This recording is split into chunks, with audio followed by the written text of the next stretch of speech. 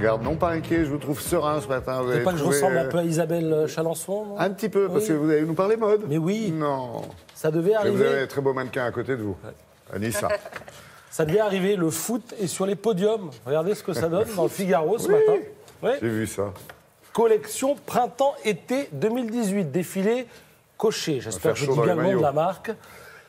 Et voilà, l'esthétique populaire du ballon rond influence désormais une nouvelle génération de stylistes. On a l'impression d'avoir un drapeau de supporters. Ce drapé est un drapeau, en quelque sorte. Alors, vous avez aussi la collection Burberry de cet hiver. Hein, je cite les marques, pardonnez, mais les photos correspondent. Vous avez une autre photo de la collection Cochet.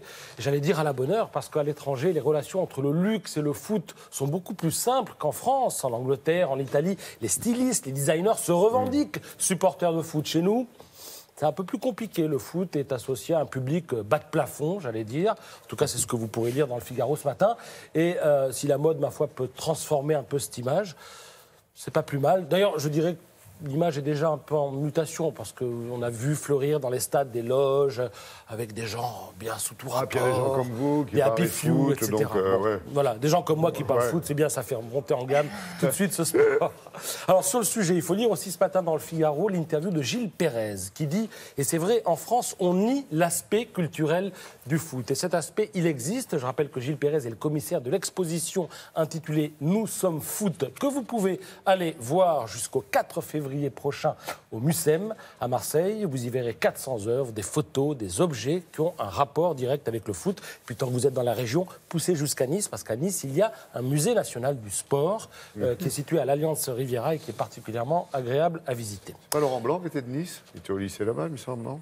Possible. Alors là, j'ai un trou, j'avoue. C'est bien. Je pourrais vous citer tous ces clubs, mais je ne sais plus s'il a joué à Nice. C'est bien.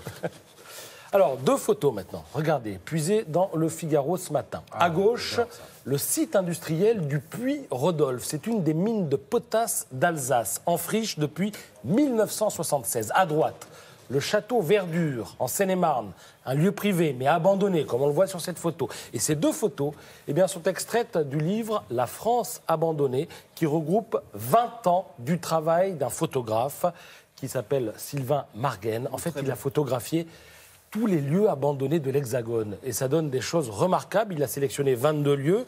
Et il faut dire que sa démarche, sans doute, est payante parce que depuis qu'il fait ce travail, certains lieux font l'objet d'une réhabilitation. Et en France, malgré les apparences, il faut savoir qu'on traite quand même bien notre patrimoine. C'est l'auteur du livre qui le dit, parce qu'il a travaillé en Belgique, il a travaillé aux États-Unis, il peut faire une comparaison. Il dit qu'en France, on fait quand même cet effort, même si l'effort doit être supplémentaire pour sauver tous les lieux qu'il a photographiés. Jusqu'à dimanche, on parlait de photos, on continue à parler de photos. Ben oui, ça commence aujourd'hui jusqu'à dimanche. Paris Photo. Alors, pour caricaturer, je dirais que c'est un peu la FIAC de la photo. Hein. Vous avez quelques échantillons ce matin dans Libération. Alors, Paris Photo, ça attire tous les collectionneurs du monde entier. Et du coup, les maisons de vente sont sur le coup. Elles profitent de l'aubaine de Paris Photo pour simultanément organiser des ventes aux enchères. Alors, qu'est-ce qu'on pourra acheter, si bien sûr on en a les moyens? Eh bien, ceci, à gauche, vous avez une nature morte à la pastèque. C'est signé Irving Penn chez Sotheby's. C'est daté, signé entre 60 et 80 000 euros quand même. Béatrice nous en parlera demain en détail, de toute façon. Hein.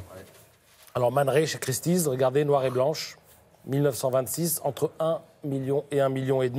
La dernière fois que cette photo a été vendue, c'était 607 000 $. Donc, autant vous dire que la photo semble être un placement d'avenir, en 98, si mes souvenirs sont bons. Et alors, Binoche et Guileco proposent La Folie Le Prestre de Neubourg, photo qui date de 1898, signée Eugène Adjé, entre 2 et 3 000 euros. Cette demeure est particulière.